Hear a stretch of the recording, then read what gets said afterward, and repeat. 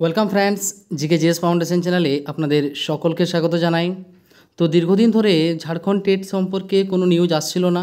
Recently একটি গুরুত্বপূর্ণ update কিন্তু চলে এসেছে এবং সেই আপডেটটি যখনই হাতে পেয়েছি তখনই কিন্তু আমি আপনাদের জন্য সেই আপডেটটি তুলে ধরার চেষ্টা করছি। দেখো, ঝাড়খণ্ড সরকার কিছুদিন আগে আমরা সকলেই জানি 2024-এর মিডিলে যে টেট নেওয়ার জন্য ফর্ম ফিল আপ শুরু করেছিল এবং ফর্ম ফিল আপ কমপ্লিটও হয়ে যায়, কিন্তু তার পরবর্তী সময়ে দীর্ঘদিন পেরিয়ে গেলেও সেই টেট সম্পর্কে কোনো নিউজ আসছিল না, কোনো আপডেট আসছিল না, ইভেন কি নতুন সিলেবাসও আসছিল না। তো রিসেন্টলি অর্থাৎ আগামীকাল, অর্থাৎ এই যে কাল পেরিয়ে গেল 5/6/2025 একটি নিউজ কিন্তু সার্কুলেট হচ্ছে এবং এই যে নির্দেশনামাবলী সার্কুলেট হচ্ছে এতে কিন্তু স্পষ্ট করে মেনশন করা রয়েছে যে টেটের যে ফর্ম ফিল আপ হয়েছে সেই ফর্ম ফিল আপের ভবিষ্যৎ কী হবে সেটা তো আলাদা বিষয়। এই নোটিফিকেশানে কী বলা রয়েছে ইন ডিটেলস আমি তোমাদের সামনে তুলে ধরবো এবং এই নোটিফিকেশানে কিন্তু নিউ সিলেবাস সম্পর্কে ডিটেলসে ইনফরমেশন রয়েছে, পাশাপাশি নিউ রুলস সম্পর্কে অনেকগুলো আপডেট উঠে এসেছে। পাশাপাশি যদি আমরা এই নোটিফিকেশান ভালো করে দেখি তাহলে হয়তো বুঝতে পারবো যে হয়তো আর বেশি সময় নেই যে টেট এক্সাম কিন্তু ঝাড়খণ্ড একাডেমিক কাউন্সিল নিতে চলেছে। তো চলো এই নোটিফিকেশানে কী বলা রয়েছে, নতুন নিয়মাবলী যেটা তৈরি হচ্ছে, যদিও একটা কথা বলে রাখি এই নতুন নিয়মাবলীতে কিন্তু এখনও সরকারি সিলমোহর পড়েনি, তবে একটা কথা, যে নোটিফিকেশানটি বেরিয়েছে এটি 100% থাকবে, খুব একটা পরিবর্তন হওয়ার সম্ভাবনা নেই। তো যে নোটিফিকেশানটি হাতে পেয়েছি চলো আমি তোমাদের সামনে সেটি কিন্তু শেয়ার করি। দেখো, এই ভিডিওটি প্রথম থেকে শেষ পর্যন্ত দেখবে। যে সমস্ত ক্যান্ডিডেটরা অলরেডি ঝাড়খণ্ড টেটের ফর্ম ফিল আপ করে রয়েছে তারা তো অবশ্যই দেখবে, পাশাপাশি যারা পার্সুইং বা যারা রিসেন্টলি বিএড কমপ্লিট করছো বা ডিএলএড কমপ্লিট করছো তারাও কিন্তু এই ভিডিওটি দেখবে, কেননা তাদের জন্য এই গুরুত্বপূর্ণ কিছু ইনফরমেশন বা আপডেট এই ভিডিওতে কিন্তু আমি তুলে ধরার চেষ্টা করেছি। যারা ঝাড়খণ্ড টেট বা ঝাড়খণ্ড টেটে পরীক্ষা দিতে চাইছো তাদের জন্য, সকলের জন্য এই ভিডিওটি খুবই ইম্পর্টেন্ট। প্রথম থেকে শেষ পর্যন্ত দেখবে। এই ভিডিওতেই আমি কিন্তু সিলেবাস সম্পর্কে ডিটেলস, অর্থাৎ নোটিফিকেশানে যে সিলেবাসের কথা তুলে ধরা হয়েছে সেই সিলেবাসও কিন্তু আমি এই আলোচনাতে রেখেছি। চলো দেখো, এই নোটিফিকেশানটা হচ্ছে 5/6/2025 এবং এটা কিসের রিলেটেড, ঝাড়খণ্ড শিক্ষক পাত্রতা পরীক্ষা নিয়মাবলী 2025, অর্থাৎ আগের যে নিয়মাবলী ছিল সেটা কিন্তু কিছুটা পরিমাণে সংশোধন করে নতুন নিয়মাবলী আমাদের জন্য নিয়ে আসা হবে এবং তারই একটা খসড়া বা রূপরেখা বলতে পারি এই নোটিফিকেশানটি। এবং এই নোটিফিকেশানটি রিসেন্টলি কী হচ্ছে না, ঝাড়খণ্ডের যে শিক্ষা দপ্তরগুলো রয়েছে বিভিন্ন জেলাতে, সেই শিক্ষা দপ্তরে কিন্তু 7 দিনের মধ্যে রিपोर्ट जमा দিতে বলেছে। देखो अतएव उक्त प्रारूप संलग्न करते हुए निर्देशित किया जाता है कि 7 दिनों के अंदर प्रारूप पर आवश्यक सुझाव अध्यक्ष স্বাক্ষরী के उपलब्ध कराना सुनिश्चित किया যায়। অর্থাৎ 7 দিনের মধ্যে রিপোর্ট চাইতে বলেছে এবং আশা করা যায় যে খুব একটা হেরফের এই নোটিফিকেশনের উপর বা এই যে সিলেবাস এই নিয়মাবলীর কিন্তু হবে না। আশা করা যায় এর যে সিলেবাসটি রয়েছে বা এই যে নিয়মাবলী রয়েছে এর উপরেই কিন্তু 2025 সালেই ঝাড়খণ্ড টেট হতে চলেছে। তো চলো এর ডিটেলসে কী ইনফরমেশান রয়েছে আমরা কিন্তু ডিটেলসে জেনে নেওয়ার চেষ্টা করি। নোটিফিকেশানটি অনেক বড়, তো খুব একটা আমাদের জন্য সমস্ত পেজগুলোই প্রয়োজন হবে না। যে সমস্ত জায়গাগুলো খুব ইম্পর্ট্যান্ট আমরা সেই জায়গাগুলোই আলোচনা করার চেষ্টা করব। তো চলো আমি মূল জায়গায় নিয়ে যাই। দেখো, এখানে কি বলা আছে যে ঝাড়খণ্ড শিক্ষক পাত্রতা পরীক্ষা में शामिल होने के लिए न्यूनतम अर्हत नियमबद्ध होगी, অর্থাৎ কী কী ক্রাইটেরিয়া থাকবে তুমি ঝাড়খণ্ড টেট দেবে বলে। তো সেক্ষেত্রে ভারত কি নাগরিক হো, অর্থাৎ এজ এ ইন্ডিয়ান সিটিজেন তুমি কিন্তু ঝাড়খণ্ড টেট দিতে পারবে। অপরাধিক মামলে में सक्षम न्यायालय দ্বারা দোষী সিদ্ধ नहीं हुआ हो, অর্থাৎ কোনো ক্রিমিনাল কেস টেস নেই তাহলে কিন্তু দিতে পারবে। এবং পাশাপাশি শৈক্ষণিক এবং প্রশিক্ষণিক যোগ্যতা, অর্থাৎ একাডেমিক যে কোয়ালিফিকেশান প্রয়োজন সেটা যদি ফুলফিল হয় তাহলে অবশ্যই কিন্তু তুমি এই পরীক্ষায় বসতে পারবে। কি বলা আছে দেখো, প্রাথমিক শিক্ষক 1 to 5 ক্ষেত্রে যদি বসা হয়, দেখো অলরেডি অনেকেই ফর্ম ফিল আপ করে রয়েছে, আবার এই নতুন নিয়মাবলী কেন না, যে টেটের যে নোটিফিকেশান এসেছিল সেই নিয়মাবলী কিন্তু চেঞ্জ হবে। তবে হ্যাঁ, যারা ফর্ম ফিল আপ করে রয়েছে তাদের ফর্ম ফিল আপ আবার করতে হবে সেই ব্যাপারটাতে স্পষ্ট কোনো নির্দেশিকা এখনও পর্যন্ত আসেনি। তবে একটা কথা, যেহেতু একটা নির্দিষ্ট অ্যামাউন্ট দিয়েই আমরা ফর্ম ফিল আপ করেছি, তো সেক্ষেত্রে হয়তো আমাদের মডিফিকেশান করতে হবে, কিন্তু পুনরায় ফর্ম ফিল আপ করার জন্য হয়তো আর অন্য কোনো অ্যামাউন্ট হয়তো আমাদের আর লাগবে না। তো প্রাথমিক বিদ্যালয়ে ন্যূনতম যেটা 50% 10+2 থাকতে হবে সেই কথাটা বলা আছে। পাশাপাশি ডিএলএড বা 45%-এর কথা বলা আছে যদি তার 10+2 9/12/2017 আগে হয়, তাহলে 9/12/2017 আগে যদি কেউ 10+2 অর্থাৎ এইচএস করে থাকে তাহলে তার 45% হলেই হবে, আর না হলে ওর পরে হলে 50% কিন্তু লাগবে। পাশাপাশি আরও অনেকগুলো ক্রাইটেরিয়া রয়েছে। আমি এই পিডিএফটি কিন্তু সম্পূর্ণটি আমি আমার টেলিগ্রাম চ্যানেলে দিয়ে দেবো, তোমরা আরামসে সেখান থেকে পড়ে দেখে নিতে পারবে। উচ্চ বিদ্যালয় অর্থাৎ উচ্চ প্রাথমিক বিদ্যালয় 6 to 8 ক্ষেত্রে কী বলা আছে, স্নাতক হতে হবে, হ্যাঁ, এবং প্রারম্ভিক শিক্ষাশাস্ত্র में दिवसीय ডিপ্লোমা অর্থাৎ গ্র্যাজুয়েশন হতে হবে আপনাকে, এবং ডিএলএড বা বিএড আপনার থাকতে হবে, চাहे কিসি নাম সে জানা যায়, ডিএলএড বা বিএড হলে কিন্তু হয়ে যাবে। এবং সেখানেও মার্কসের কথা বলা আছে যে 29/9/2011 পরে যদি হয়ে থাকে তাহলে 50% স্নাতকে মার্কস লাগবে, এবং 29/9/2000 আগে যদি কারো গ্র্যাজুয়েশন হয়ে থাকে তাহলে সেক্ষেত্রে 45% মার্কস হলেও কিন্তু চলবে। আরও আদার্স যে নিয়মাবলীগুলি সেগুলো কিন্তু এখানে মেনশন করা রয়েছে, চাইলে তোমরা পিডিএফটি থেকে এগুলো পড়ে নিতে পারবে। তো সমস্ত বিষয়টাই আমি কিন্তু যাচ্ছি না, স্পেশাল ডিএলএড স্পেশাল বিএড সমস্ত কথাই কিন্তু এখানে বলা রয়েছে। চলো আমি পরবর্তী যে জায়গাগুলো রয়েছে ইম্পর্টেন্ট জায়গাগুলো, সেই জায়গাগুলোতে আমি একটু আলোকপাত করার চেষ্টা করি। সেক্ষেত্রে চলো হ্যাঁ, এখানে দেখো झारखंड शिक्षक पात्रता जांच परीक्षा का स्वरूप निम्नवत होगा, অর্থাৎ দুটো পরীক্ষা হবে, একটা কক্ষা 1 से 5 অর্থাৎ 1 to 5 এর জন্য প্রাথমিক বিদ্যালয় স্তরের শিক্ষা মানে যেটা প্রাইমারি স্কুলের জন্য, আপার প্রাইমারি অর্থাৎ 6 to 8 এর জন্য আলাদা পরীক্ষা, অর্থাৎ দুটো পরীক্ষা হবে। দুটো পরীক্ষার সিলেবাসও কিন্তু স্পষ্ট বলে দেওয়া আছে।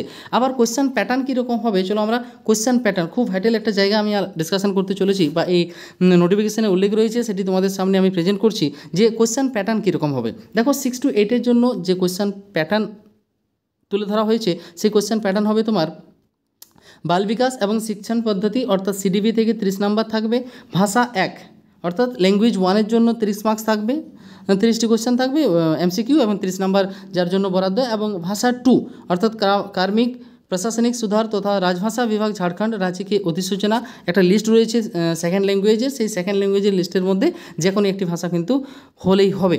তো এখানে দেখো বলা আছে যে दिनांक 10/3/2023 में अधिसूचित भाषाओं में से हिंदी संस्कृत उर्दू अंग्रेजी को छोड़कर कोई भी एक भाषा, অর্থাৎ এই ভাষাগুলো হচ্ছে হিন্দি সংস্কৃত উর্দু ইংরেজি, এগুলো বাদ দিয়ে যে ভাষার লিস্ট রয়েছে আমি একটু পরে তোমাদের সামনে প্রেজেন্ট করছি, সেই ভাষাগুলো থেকে যে কোনো একটা সেকেন্ড ল্যাঙ্গুয়েজ হিসেবে থাকবে, এবং সেখানে কিন্তু 30 নাম্বার থাকবে। দেখো আমি এটা কথা বলছি 6 to 8 এর জন্য, এবং আমরা 6 to 8 এর জন্য জানি যারা সায়েন্স ব্যাকগ্রাউন্ড থেকে বিলং করেন তাদের জন্য 50 মার্কসের সায়েন্সের উপর কোয়েশ্চান হবে, এবং 10 নাম্বারের কম্পিউটার অ্যাড হয়েছে, অর্থাৎ কম্পিউটারের সামান্য জ্ঞানের উপর কিন্তু 10 নাম্বার, টোটাল 60 নাম্বার কিন্তু থাকবে। আবার যারা সামাজিক বিজ্ঞান অর্থাৎ ইতিহাস ভূগোল ইকোনমিক্স পলিটি এই সমস্ত সাবজেক্ট থেকে বিলং করেন তাদের জন্য সামাজিক বিজ্ঞানের উপর 50টি প্রশ্ন থাকবে, এবং 10 নাম্বারের কম্পিউটার কিন্তু অ্যাড হয়েছে। পাশাপাশি যারা ভাষা শিক্ষক তাদের জন্য কি হয়েছে না, ওরা উপরের বিজ্ঞানের যে বিভাগটি রয়েছে সেটিও নিতে পারে, বা সামাজিক বিজ্ঞান অর্থাৎ সোশ্যাল স্টাডিজের যে বিভাগটি রয়েছে সেটিও কিন্তু ওরা নিতে পারে 6 to 8 এর জন্য। ঠিক আছে, পরীক্ষা মে উত্তীर्ण अभ्यर्थी के झारखंड अधिविद्या परिषद रांची अथवा राज्य सरकार द्वारा अधिकृत प्राधिकार द्वारा निर्गत प्रमाण पत्रों में अभ्यर्थियों द्वारा उनकी अर्हता के अनुरूप चयनित किया गया है।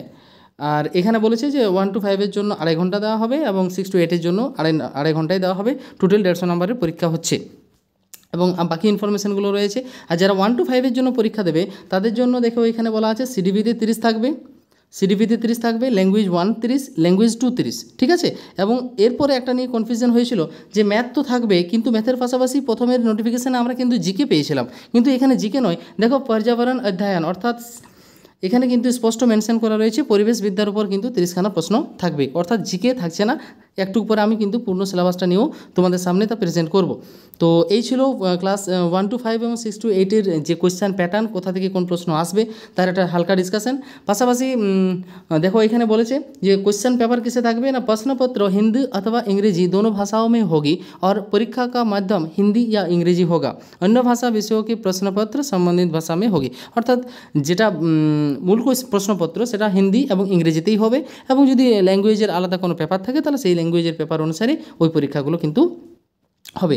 পুরো ইনফরমেশন এখানে কিন্তু ইন ডিটেলস বলা রয়েছে। ভিডিওটি খুব লম্বা এই কারণে করতে চাইছি না, মূল বিষয়ে আমি কিন্তু আসবো যে হ্যাঁ এখানে যে পাসিং মার্কের কথা বলেছে যে মিনিমাম 60% মার্কস কিন্তু যারা জেনারেল তাদেরকে 60% মার্কস পেতেই হবে, অর্থাৎ 150-এর পরীক্ষায় 90 পেতে হবে, তাহলে সে টেট কোয়ালিফাই বলে বিবেচিত হবে। এবং টেট কোয়ালিফাই হলে আমরা জানি যে পরবর্তীকালে ঝাড়খণ্ড সরকার কী করে না একটা মেন এক্সামিনেশন হয় এবং সেই মেন এক্সামিনেশন হওয়ার পর সেখানে মেরিট হওয়ার পর আপনি কিন্তু এজ এ টিচার হিসেবে স্কুলে জয়েন করতে পারবেন, সেখানে যদি আপনার মেরিট থাকে। তো তো এই ছিল নোটিফিকেশান। এবং চলো আরও ডিটেলসে আমি কিন্তু এর যে সিলেবাস রয়েছে সেই সিলেবাস সম্পর্কেও ডিটেলসে আমি তোমাদের সামনে তুলে ধরার চেষ্টা করি। দেখো এখানে একটু বিষয় আছে, একটু আমি হালকা করে পড়ে নিই যে नियमावली के प्रावधानों को प्रभावी करने में किसी प्रकार की कठिनाई उत्पन्न होने पर राज्य सरकार उस कठिनाई को दूर करने के लिए ऐसी कार्रवाई या आदेश पारित कर सकते हैं जो आवश्यक प्रतीत होता है तथा उसी की गई कार्रवाई या आदेश इस नियमावली के अंग माना जाएगा। अर्थात इन फ्यूचारेও হয়তো এই যে নিউ গেজেট বলতে পারি বা নতুন নিয়মাবলী বলতে পারি, ভবিষ্যতেও হয়তো সময় সময়ে চেঞ্জ হতে পারে। তো এই ছিল মূল বিষয়। চলো আমরা আর পরবর্তী স্টেপগুলোতে দেখি যেখানে আমাদের কিন্তু সিলেবাস মেনশন করা রয়েছে।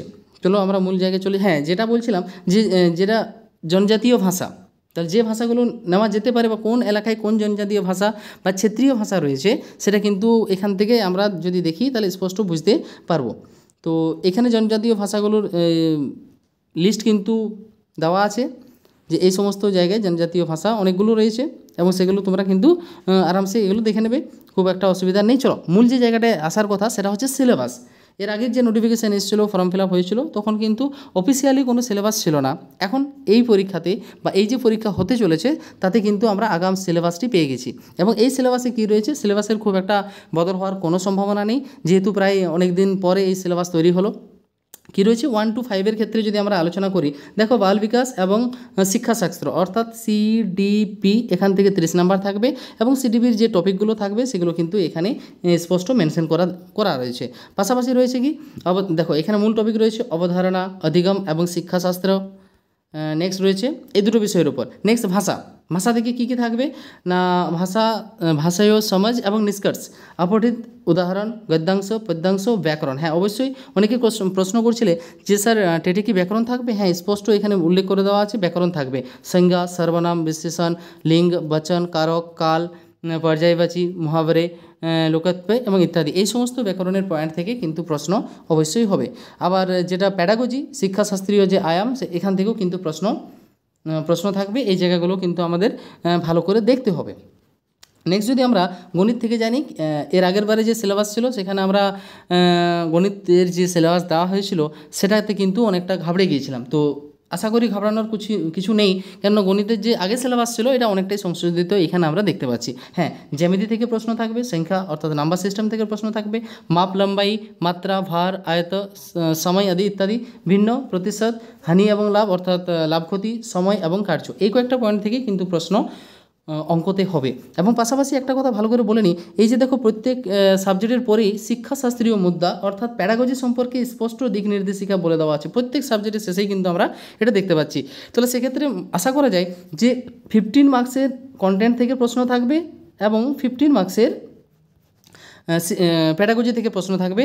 আশা করা যায় সিটেটের মতনই কিন্তু পরীক্ষাটি হতে চলেছে। পাশাপাশি যে জিকে পোর্শনটি বলা হচ্ছিল যে জিকে থাকবে না পরিবেশবিদ্যার পোর্শন থাকবে, তো এখানে কিন্তু ক্লিয়ারলি মেনশন করা রয়েছে এনভায়রনমেন্টাল স্টাডিজ থাকছে। এবং এনভায়রনমেন্টাল স্টাডিজের যে আমাদের সিটেটের যে সিলেবাস রয়েছে মোটামুটি সেই সিলেবাসেই এখানে তুলে ধরা হয়েছে। পরিবার আর পড়োশ অর্থাৎ ফ্যামিলি অ্যান্ড ফ্রেন্ডস, এই সমস্ত বিষয়গুলো নিয়ে এবং খুব সামান্য পরিমাণে কিন্তু যেটা ইভিএসের যে সিলেবাস সেটা কিন্তু এখানে রয়েছে। খুব টেনশন নেওয়ার কিছু নেই। আপনারা কিন্তু যারা জেটেটের জন্য প্রস্তুতি নিচ্ছিলে সেই প্রস্তুতি কিন্তু আরেকটুকু জোর দিয়ে বাড়িয়ে দাও। এবং প্রত্যেক সিলেবাসের পরেই কিন্তু শাস্ত্রীয় যে মুদ্রা রয়েছে অর্থাৎ যেটাকে আমরা নর্মালি প্যাডাগজি বলি, সেই প্যাডাগজির পার্টটি কিন্তু আছে। অর্থাৎ প্যাডাগজি তোমাকে ভালো করে করতে হবে। এবং এই প্যাডাগজির জন্য বলে রাখি, আমি এই ভিডিও ডেসক্রিপশানে আমার প্যাডাগজির উপর করা একটি গুরুত্বপূর্ণ ভিডিও কিন্তু আমি লিঙ্ক দিয়ে দেবো। আপনারা চাইলে প্যাডাগজির ওই ভিডিওটি কিন্তু এখান থেকে দেখে নিতে পারেন, তাহলে প্যাডাগজি সম্পর্কে আপনাদের ভয়টা অনেকটাই কেটে যাবে। ঠিক আছে, চলো নেক্সট আমরা যদি 6 to 8 কথা বলি, তাহলে 6 to 8 ক্ষেত্রে বাল বিকাশ এবং শিক্ষাশাস্ত্র অর্থাৎ যেটা আমরা এর আগে 1 to 5 ক্ষেত্রে দেখলাম সিডিপিতে, এখানেও সেই 6 to 8 ক্ষেত্রেও থাকছে। পাশাপাশি ভাষা 1 এবং ভাষা 2 দুটোই থাকবে এবং সেখানে যে মূল বিষয়গুলো থাকবে সেটা হচ্ছে কিছুটা কন্টেন্ট থাকবে এবং কিছুটা থাকবে প্যাডাগজি। কন্টেন্টের মধ্যে একটা তোমার দিয়ে দেবে প্যারাগ্রাফ দিয়ে দেবে, সেখান থেকে প্রশ্ন, গদ্যাংশ পদ্যাংশ ব্যাকরণ থেকে প্রশ্ন কিন্তু থাকবে। অর্থাৎ এর আগের বারে সিলেবাসের থেকে অনেকটাই কিন্তু সরল এই সিলেবাসটা মনে হচ্ছে।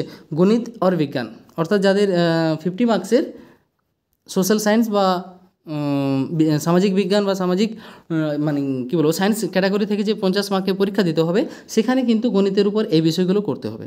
এবং সেক্ষেত্রে বীজগণিত কিন্তু রয়েছে। প্রাইমারির ক্ষেত্রে কিন্তু বীজগণিত নেই, কিন্তু 6 to 8 ক্ষেত্রে বীজগণিত রয়েছে, বীজগণিত আছে। আবার অঙ্ক গণিতও কিন্তু আছে, অনুপাত সমানুপাত, ঐকিক নিয়ম, শব্দ সমস্যা, প্রতিশত, লাভহানি, এই সমস্ত বিষয় রয়েছে। জ্যামিতি রয়েছে, ঠিক আছে।